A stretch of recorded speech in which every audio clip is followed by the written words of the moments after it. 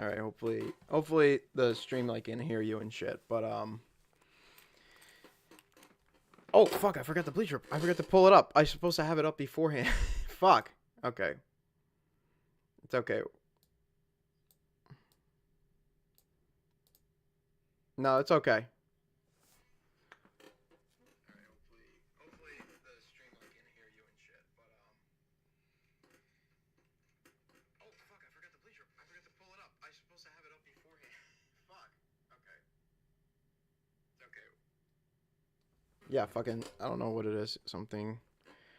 No, you can't. Okay. You can't be heard. Hold on. Hold on. I'm gonna fix it.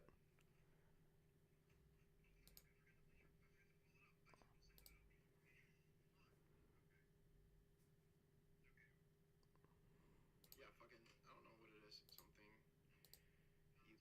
You can't be heard. Hold on. All right. Try now. Hold on, I'm gonna fix it.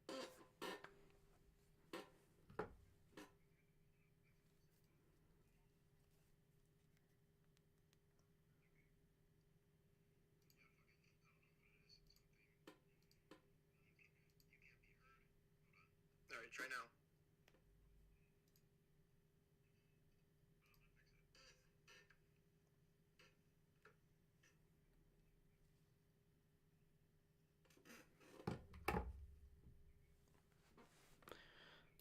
Okay. All right. I think we're good. We're good. Okay.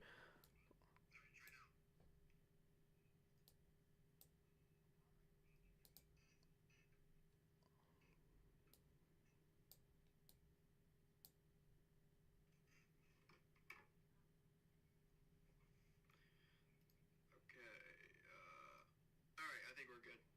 We're good.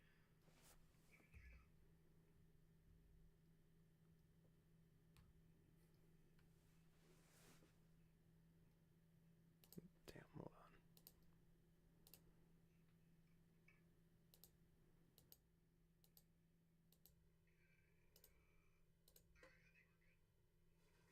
I don't know if they'll be able to hear you. I'm still trying to listen to the audio.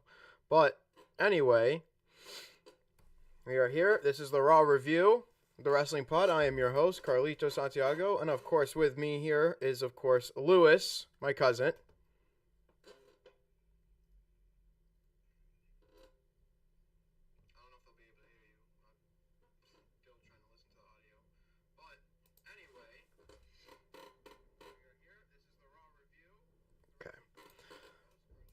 We are less than 2 weeks away from WrestleMania 41, and WWE rolled in to the Target Center in Minneapolis, Minnesota for Monday Night Raw, headlined by a Women's Intercontinental Championship match between Bayley and Lyra Valkyria, and also some appearances from Paul Heyman and Seth Rollins.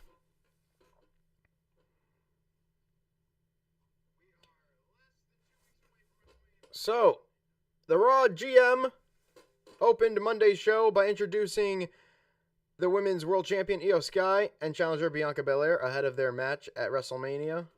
Rhea Ripley followed to the biggest ovation of the three. Pierce proceeded to officially announce that it will be a triple threat match, much to the chagrin of Belair.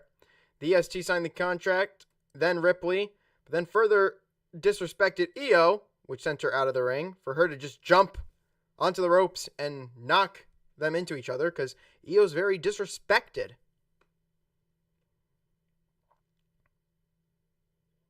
So the Genius of the Sky put pen to paper, and the high stake matchup has been official, now confirmed. So pull up the pad here. You guys can see on the screen that this is already confirmed. It's already going to happen. We're uncertain about what's going to happen here, but everything else is certain. This was short, sweet, and got to the point, with Sky sending a clear message to her Mania opponents that she will not be disrespected and pushed aside anymore. This was what it needed to be, even if it simply confirmed what we all knew was coming. This was graded a B+.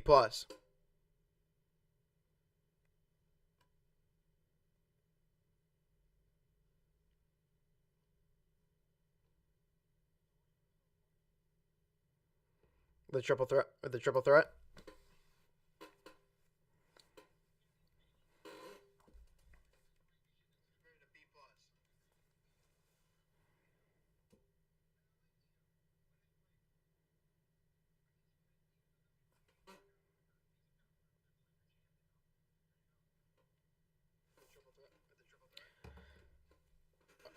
fuck? I don't know what's going on. They can't fucking hear you. Or you can't be heard.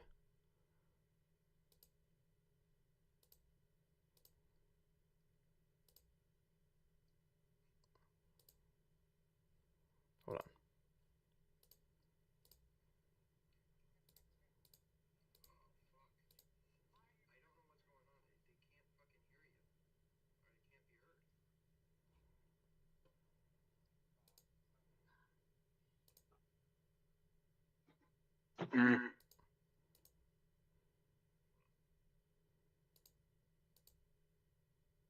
Okay, hopefully this works. I know it's it's somehow from Discord.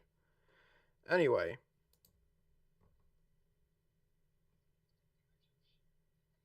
I don't think it's the connection being shit. No, it's not. It's not the connection. No way.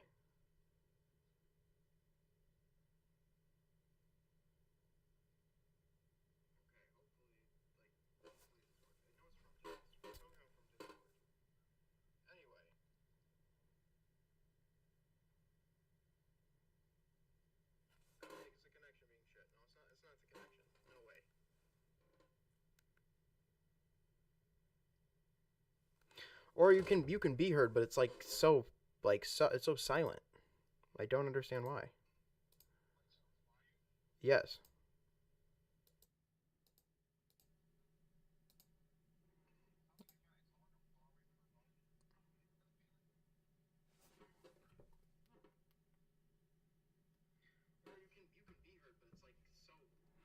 Yeah, it's I don't know.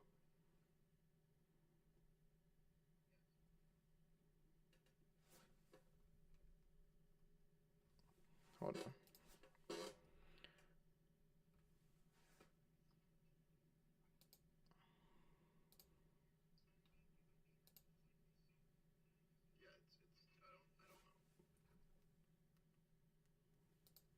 The fuck?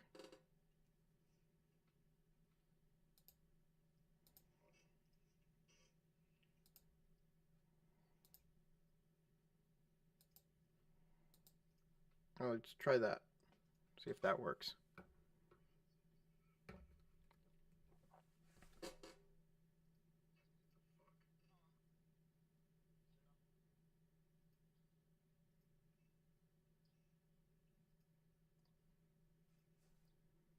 Now we're about to find out.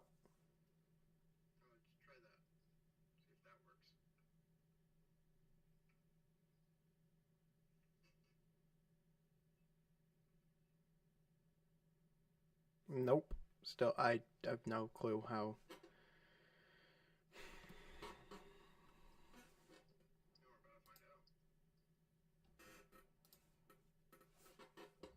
Oh, this is retarded.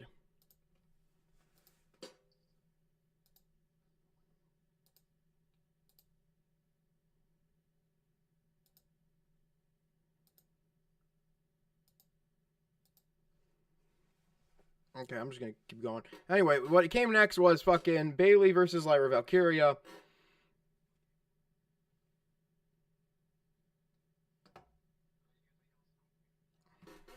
Lyra Valkyria will likely enter WrestleMania 41 with the Women's Intercontinental Championship in her possession, following a grueling victory over Bayley in their first match on Raw.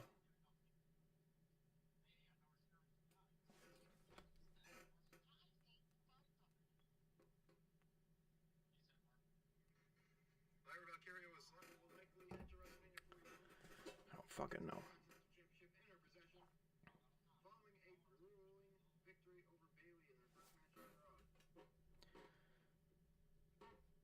The challenger targeted the head and the neck of her opponent with a vicious strike, only for the champion to weather it and battle her way back into the match. Valkyria had answered to everything Bayley threw at her, even managing to break a painful Boston Crab by hooking her ankle.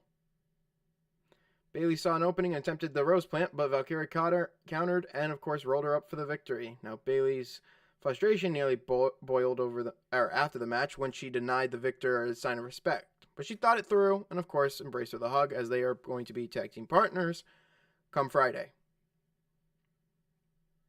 So this was also great to be, and probably the best match that Valkyria has had so far. Of course, this was justified with the "This is awesome" chants.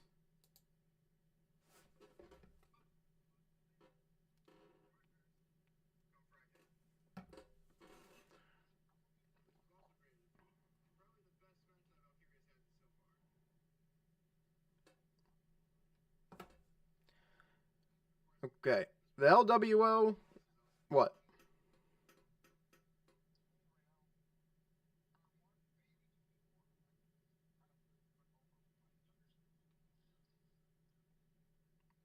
It's got to be the. There's no way. It can't be. I'm going to try to fix this one more time. It's got to be fucking.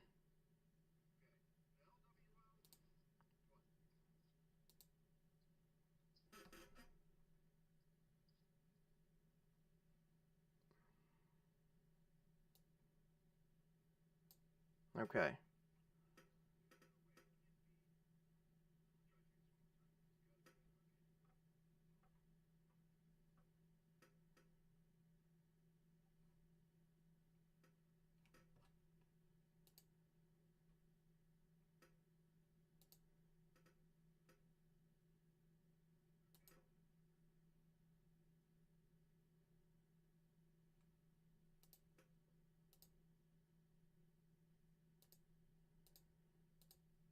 All right. Hopefully there's something. Hopefully you can be heard. I don't. I'm not guaranteeing it. Anyway, LWO and American Made. Well, LWO took on American Made and of course El Grande Americano. El Grande Americano. Yeah, right. El Grande, the big giant fucking American.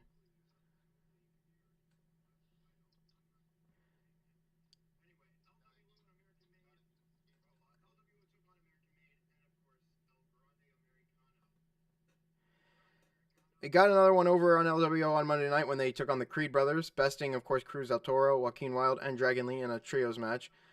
Despite the best efforts of the babyface, including a red-hot onslaught late in the match, the not-so-subtly disguised Chad Gable received a piece of metal from Ivy Nile, placed right under the mask, so he could use it to headbutt his way to victory by pinning Lee. The match was tons of fun and even popped Michael Cole at ringside a few times. That should be expected given the talent involved. Beyond that, we're also looking forward to having Rey Mysterio take on El Grande Americano at WrestleMania, which will kind of end this entire story.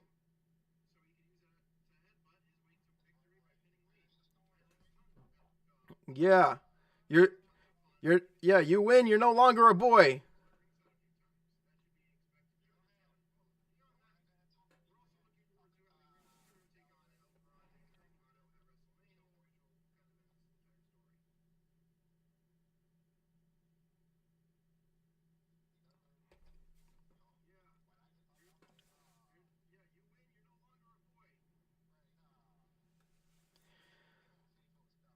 So Jey Uso also confronted Gunther. I have no.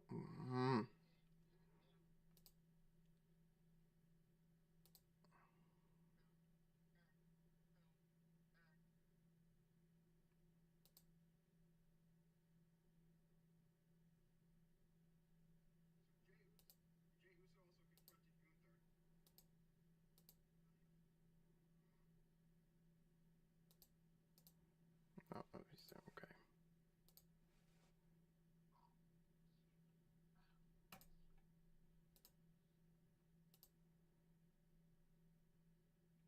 I don't. So yeah, Jey Uso confronted Gunther. This was no laughing matter, no yeeting, no bright merchandise when Jey Uso slowly and seriously made his way through the crowd to confront Gunther head on. Gunther, of course, looking like Mr. Bean. Instead, it was a locked-in Uso, sporting all black and hell-bent on avenging his brother following, of course, last week's bloody assault on Jimmy by the ring general. Uso recalled talking to his mother and admitting that he was too afraid to protect his brother. Not anymore, though. He's going to get Gunther in Las Vegas, and he's going to take the championship away from him. The body language from Gunther here was outstanding. The way he ran his hand through his hair and the facial expressions he flashed while absorbing Uso's words were that of a man who realized he may have made a colossal mistake.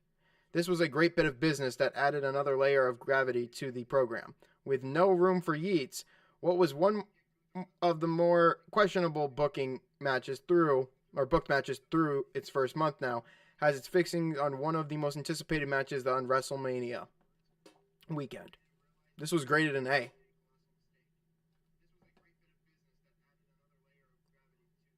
Before WrestleMania, hug and kiss your family, Uso said, promising to pray for both of them. But mostly him, the man, and the man he is about to become. I'ma get you.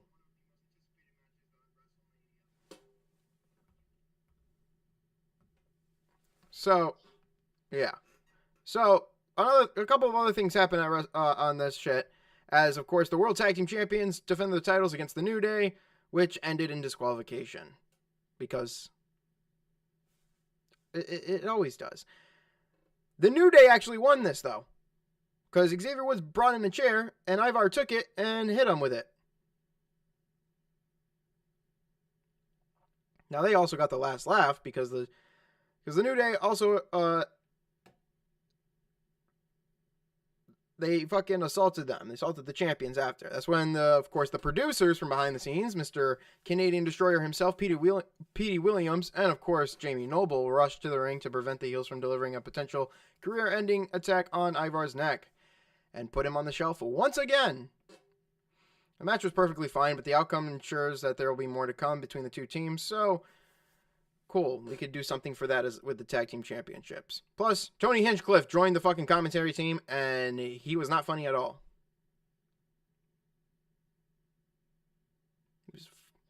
He was fucking boring. Man was fucking boring.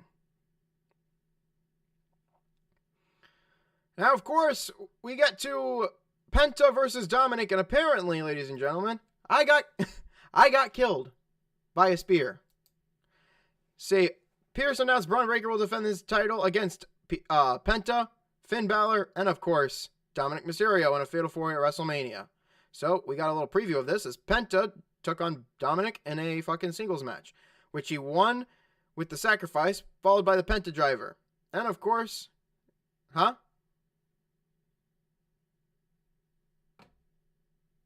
Anyway, Breaker interrupted a post-match beatdown by Mysterio and Carlito.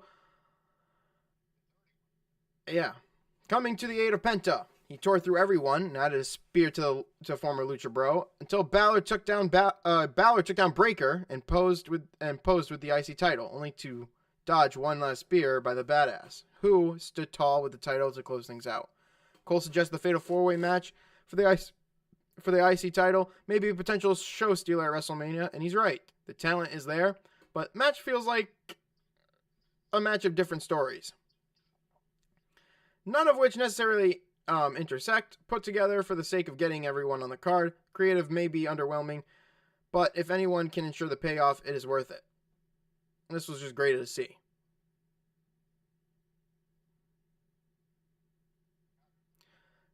Cole exclaimed that Dominic stole the Mexican Destroyer. Yeah. Well, Cole, I'll see for Cole, because Cole explained fucking Dominic stole the Mexican Destroyer from Penta. Pat McAfee replies, fucking, if Dom is doing it, it's a toilet destroyer.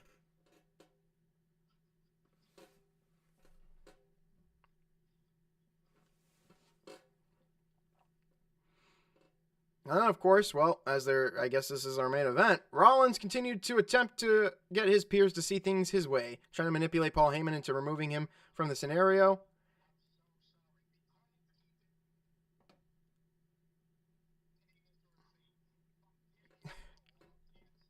That's true.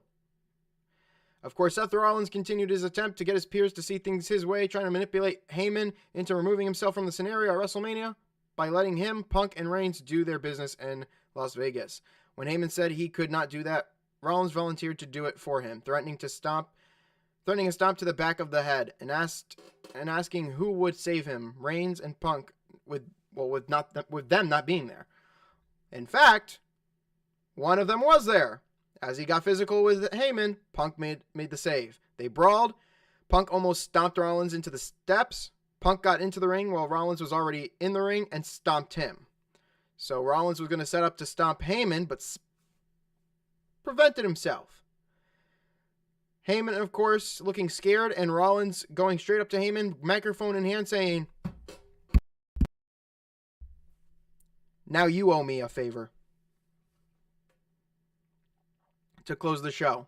I don't understand how Rollins is owed a favor.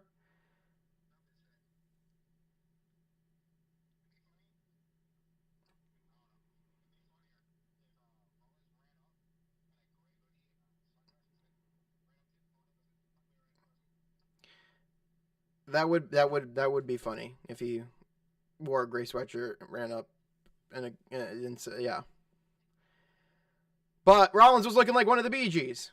Now Rollins might be one of the most compelling talkers, right? I mean, this side of Drew McIntyre for the last 6 months, he is a heel who gets cheered, believes himself to be completely justified in his actions, and does generally make good points. The obsession with the demise of Punk and Reigns has changed him, though, with no semblance of the MVP and, of course, WrestleMania hero he was a year ago. Now suggesting Heyman owes him a favor, it will be interesting to see what form that takes on how Rollins looks to collect some on April 19th in the main event. Now, what's interesting is, like I mentioned to you off screen, is that we're going to have Heyman in Punk's corner. Reigns is going to have to go it alone, but there's also Rollins. So, if everybody's owed a fucking favor, okay? Punk is going to get Heyman's support. Heyman's going to give Roman a chair. And for Seth, Heyman's going to try to talk Punk and Reigns out of hurting Seth, or try to prevent him from being, or even sacrifice himself. Like Heyman might sacrifice himself for Rollins. Now, the problem here is that Rollins is a great talker, and I like that they mentioned this. They mentioned that Rollins is a great talker, so having Rollins be a Paul Heyman guy makes no fucking sense. Unless they're trying to make the best out of a scenario, which, mind you, Punk's a great talker, and he never needed Heyman, but that's his best friend. Again, Roman really needs Heyman, because without him, fucking who's going to write his shit?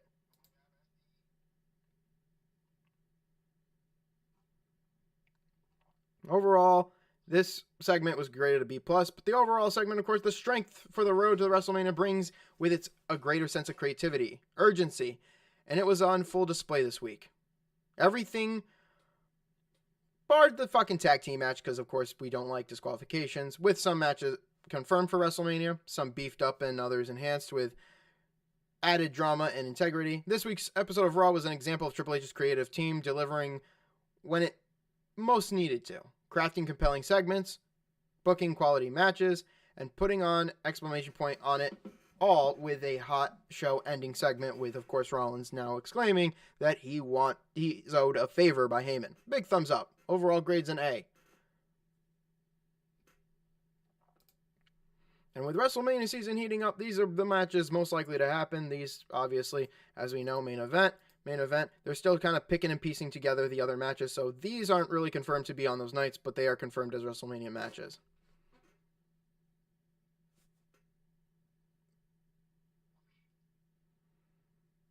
So there's that. Now, another thing, because I used Gronk on fucking X, I want to show you guys a bit of something here.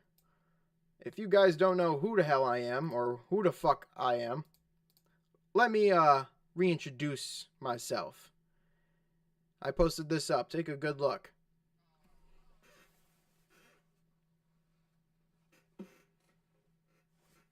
They got it right on the nose.